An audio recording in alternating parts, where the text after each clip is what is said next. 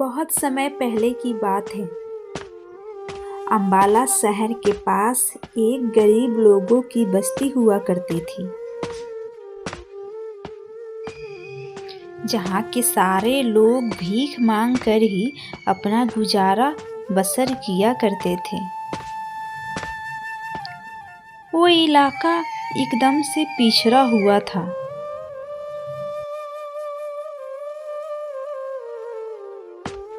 उसी इलाके में दो भिखारी थे, जिनका नाम था स्वरूप और छोटू। दोनों में काफ़ी अच्छी मित्रता थी। एक दूसरे के दुख को समझना, एक दूसरे के काम आना, आपस में सहयोग देना दोनों को अच्छी तरह आता था। दोनों पास के ही सिग्नल पे भीख मांगने जाते और रोज़ शाम को बस्ती लौटते। ऐसा रोज़ चलता रहता था। कोई मौसम, कोई त्यौहार, उनको कोई फर्क न पड़ता। आखिर भिखारियों के लिए क्या त्यौहार और क्या ही मौसम। छोटू अकेला था, उसका कोई नहीं था। उसके माँ बाप बचपन में ही छोड़ के चल बसे थे।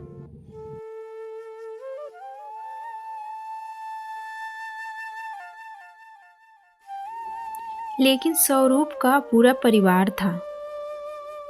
पर इतनी धनिष्ठता होने पर भी दोनों में एक बात बिल्कुल अलग थी। स्वरूप के परिवार में उसकी बीवी और उसकी एक बेटी भी थी।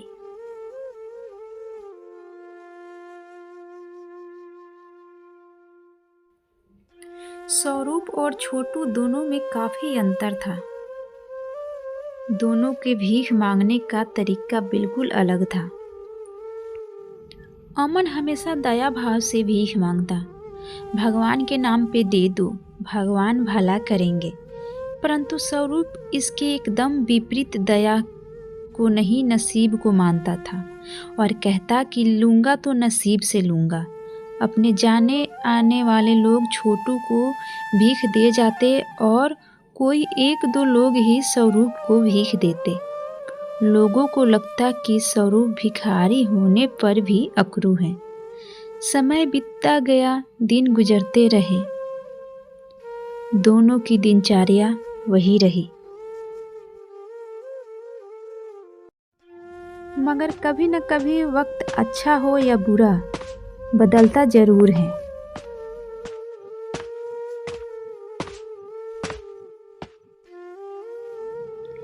एक दिन उसी सिग्नल पर एक लंबी सी गाड़ी आकर रुकी। हमेशा की तरह छोटू ने हाथ जोड़कर याचना करके भीख मांगी और हमेशा की तरह ही बहुत ही दया भाव से बोला, भगवान के नाम पे दे दो, भगवान भला करेंगे। गाड़ी वाले सेठ ने अमन को 5 रुपए दिए। दूसरी ओर स्वरूप ने भी अपने नसीब पर भरोसा करता हुए अपने तरीके में जोर से कहा, लूंगा तो नसीब से ले लूंगा।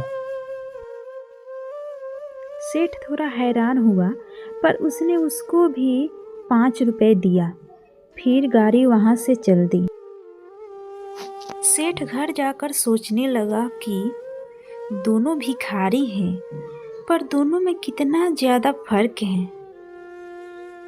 एक हाथ जोड़कर मांगता है और दूसरा अपने तैस में नसीब पे भरोसा करते हुए। सेठ ये सब सोचकर रात भर सो ना सका। उसने उन दोनों को आजमाने की सोची। उसने सोचा कि देखता हूँ कैसे नसीब से किसी को क्या मिलता है। सेठ ने अपने ड्राइवर को बुलाया और उसको एक तरबूज दिया।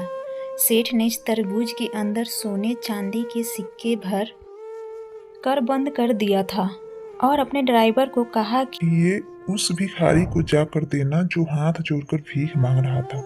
और सेठ ने अपना एक पुराना फटा हुआ कोट निकाला और ड्राइवर को कहा कि इसको उस भिखारी को जाकर देना जो अपने नसीब के दम पर तैस में भीख मांग रहा है।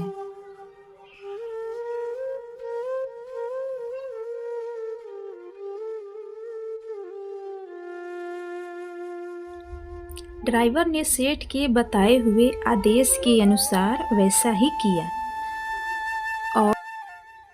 और आकर सेठ को उसने इत्तला दी कि बाबूजी आपने जैसा कहा था मैंने वैसा ही किया है।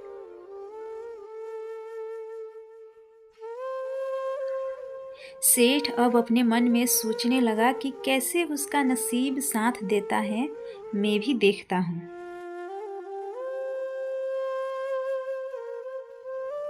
उसी शाम को स्वरूप और छोटू घर जाने लगे।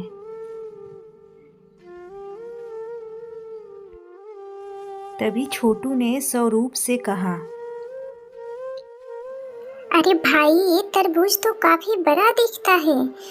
तू एक काम कर, अपना कोट मुझे दे, क्योंकि मैं तो अकेला रहता हूँ, मगर तेरा यहाँ तो पूरा परिवार है। तो तू ये तरबूज अपने बीबी बच्चों के लिए ले जा, उनका पेट भर जाएगा।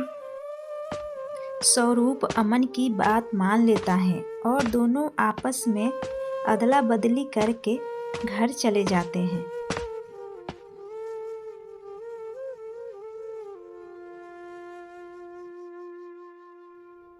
अगले दिन सुबह सेठ उसी सिग्नल पर आता है तो देखता है कि हाथ जोड़कर भीख मांगने वाला भिखारी आज भी भीख मांगे आया हुआ है।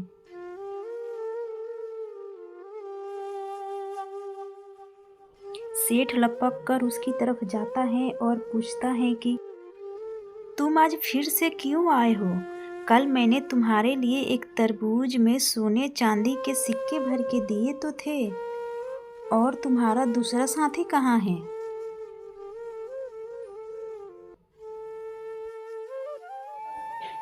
सेठ के इतना पूछते ही छोटू भिखारी उसको सारी बातें बता देता है कि कैसे उसने वो तरबूज दूसरे भिखारी को देकर उसका कोट ले लिया। ये सब सुन के सेठ दंग रह जाता है और मान जाता है कि दूसरा भिखारी एकदम सही कह रहा था, लूँगा तो नसीब से ले लूँगा। सेठ को एहसास होता है कि इस दुनिया में कोई कितनी भी तरकीब लगा ले मगर किसी के नसीब को नहीं बदला सकता। जिसको जो मिलना है वो मिलकर ही रहता है, किसी के किए कुछ नहीं बनता।